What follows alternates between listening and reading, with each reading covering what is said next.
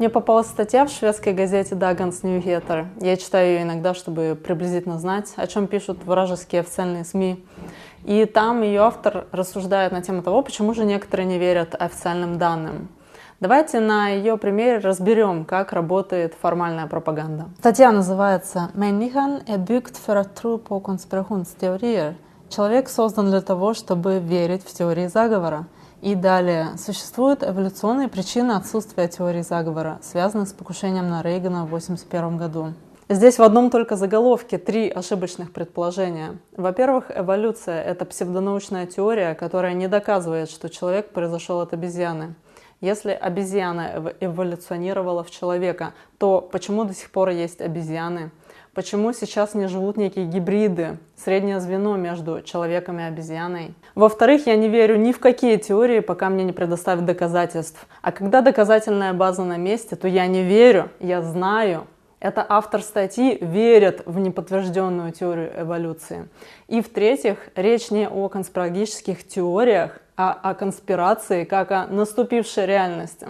Вот мое видео 5 ноября 2021 года про подготовку к отключению электричества. Я здесь в комментах писала о цели умышленного блэкаута. Кризис с тем, чтобы потом вытаскивать из него только под определенными условиями. Кто-то тут начал стебаться про алюминиевые шапочки. Я-то сняла свою шапочку через год после моего видео. Ноябрь 2022, первый в истории блэкаут Украины. А вот комментатор про шапочки из фольги, послушной жертвенной овцой, быть не перестала. И не то чтобы это какая-то игра, но на случай, если кто-то задавался этим вопросом, сторонники теории заговора выигрывают в сухую со счетом 20-0.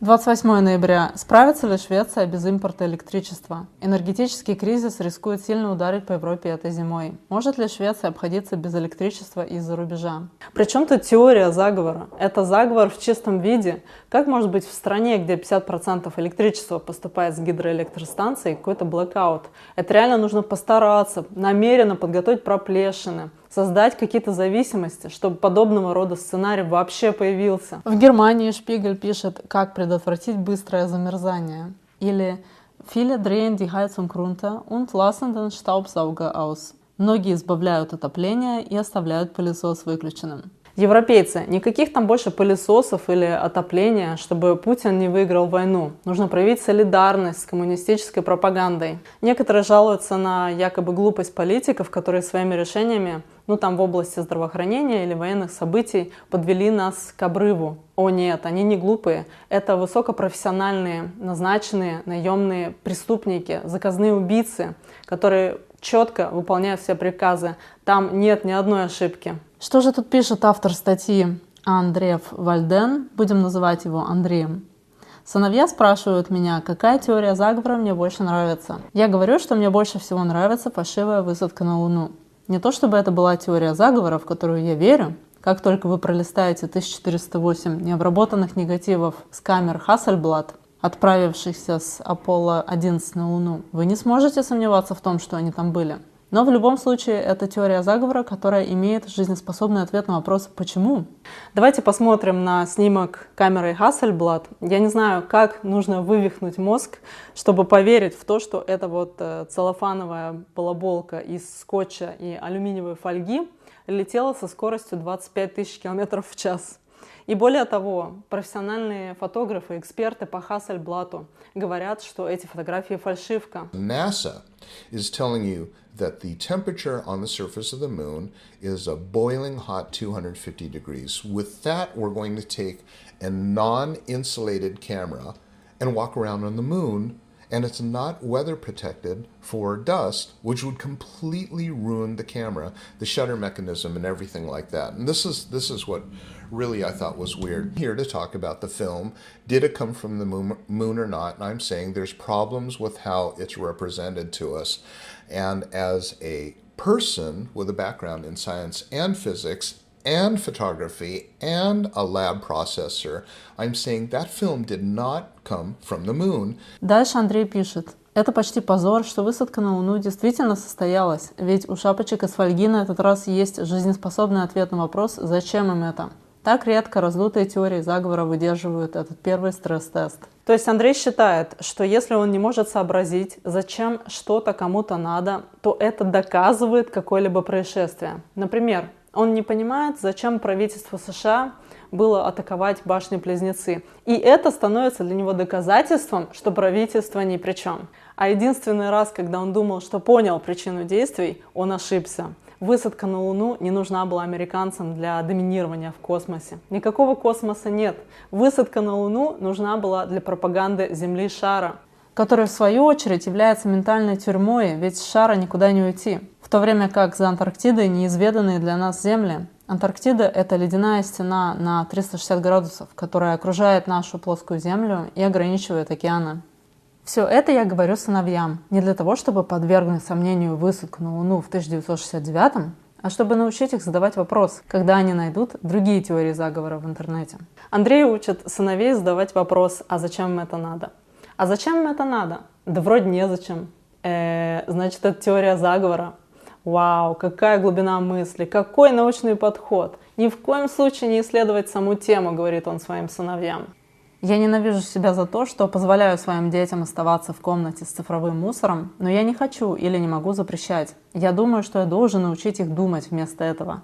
Посмотреть на фотографии Hasselblad не означает, что ты думаешь, Андрей. Это просто означает, что ты веришь. А в процесс мышления входит анализ. Это когда ты бы взял, например, 2 высадки на Луну и сопоставил их самостоятельно. Берем, к примеру, актуальную фотку прямо с сайта НАСА 2 декабря 2022. Затем находим для сравнения фото 2015 года и сравниваем, анализируем, думаем. Думай, Андрей, ты не видишь тут никакой несостыковки. Но анализировать не в стиле Андрея. Вместо этого он тут полстатьи дальше размусоливает свои теории о том, зачем же людям нужны теории заговоров. Здесь еще переведу. Слышали ли вы о каких-либо теориях заговора о покушении на Рейгана в 1981 году? Возможно, нет, потому что он выжил, и мир остался непоколебимым, в то время как убийство Кеннеди 18 лет до этого до сих пор является рассадником теории заговора. 6 из 10 американцев сомневаются, что стрелок был один. То есть 6 из 10, то есть почти 2/3 населения, сумасшедшие конспирологи. Может, стоит все-таки изучить их мнение? Простые факты говорят о том, что Кеннеди убило госагентство собственного правительства. И если бы правительство хотело убить Рейгана, оно бы и это сделало. Проблема таких искренне не понимающих пропагандистов в том, что они не имеют права подвергать сомнению даже самый бредовый формальный фейк, потому что это бы разбило вдребезги их мировоззрение целиком. Но нельзя же вдруг понять обман с высадкой на Луну и продолжать верить мейнстриму. Потом Андрей опять пишет всякий бред про инстинктивную потребность в балансе. Как можно лить столько воды? Может быть, мне даже не нужно стыдиться того, что я много лет ходил, думая, что Армстронг сделал эти шаги в студии на Земле. Может, Андрею все-таки надо стыдиться того, что он как ребенок верит безоговорочно во все, что ему покажут по телевизору. Такого сорта пустую тягомотину встречаю в шведском мейнстриме постоянно. Про антиваксеров у них было в том же ключе. 0 конкретики, никаких доказательств, никакой аналитики. А если им такие данные предоставить, они их просто не опубликуют. Я уже пыталась. Например, в шведском мейнстриме никогда не опубликуют исследования о рисках инъекций. Таким образом, вот это исследование наш типичный Йохан или Андерс не увидит. Оно от 27 ноября 2022. Вывод здесь таков. В целом, причинно-следственная связь между миокардитом и вакцинацией подтверждается несколькими соображениями. А. Тесная временная связь с вакцинацией. Все случаи смерти в течение 1 недели после вакцинации. Б. Отсутствие каких-либо серьезных ранее существовавших заболеваний сердца, особенно ишемической болезни сердца или кардиомиопатии. С. Отрицательный результат тестирования на инфекционные агенты, потенциально вызывающий миокардит. И Д. Тут про Т-клеточный иммунитет. Мы все должны быть по определению изначально антиваксерами и плоскоземельщиками, потому что натуральный иммунитет и ровный горизонт несгибаемого океана – это исходная позиция. Если хочешь предъявить мне что-либо другое, докажи. Не пустобрёхством, не теориями, не иллюстрациями, а фактами, доказательствами и экспериментами, которые я сама смогу в реальной жизни воспроизвести, если захочу. До тех пор буду считать шароверов и антииммунитетников опасными трепачами. Опасными я считаю таких людей, как Андрей, потому что их взяли под свой контроль, используя как безумных сектантов для того, чтобы терроризировать население, принять эти безумные идеи. Средний класс скоро будет заменен классом рабов. Любой, кто отрицает этот риск, вероятно, уже принадлежит к классу рабов. Мне часто говорят быть позитивной, но я вижу зло и не буду притворяться кем-то, кем я не являюсь. идет духовная борьба между Богом и дьяволом, и я хочу, чтобы люди знали врага.